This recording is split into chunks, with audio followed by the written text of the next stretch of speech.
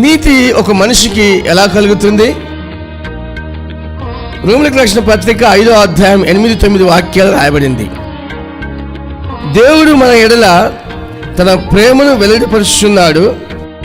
ఎట్లనగా, మనం ఇంకనూ పాపులమై ఉండగానే క్రీస్తు మన కొరకు చనిపోయాను.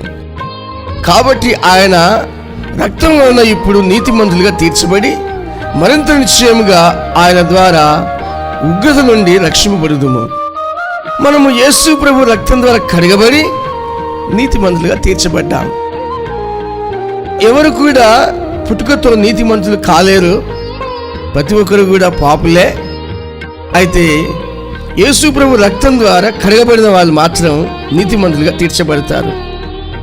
రోమీయులకు రాసిన పత్రిక 5వ అధ్యాయం 1వ వాక్యంలో, కాబట్టి విశ్వాసం మూలమున మనము నీతిమంతులుగా తీర్చబడి మన ప్రభు అయిన యేసు క్రీస్తు ద్వారా దేవునితో సమాధానం కలిగి ఉందము.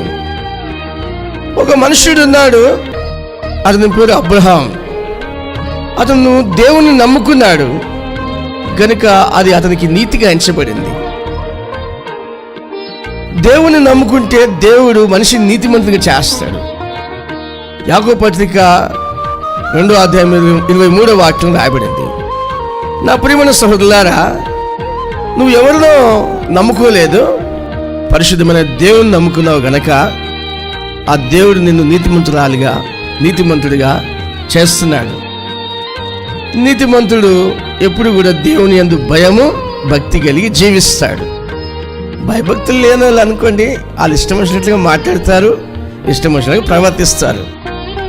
దేవుని యందు భయభక్తి కలిగిన వ్యక్తులు ఏం చేస్తారంటే ఎప్పుడు కూడా దేవుని వాక్యం వారి హృదయంలో ఉంచుకుంటారు. హృదయంలో మనిషి దేవుని వాక్యాన్ని, దేవుని మాటల్ని హృదయంలో ఉంచుకుంటే దేవుణ్ణి హృదయంలో ఉంచినట్టే.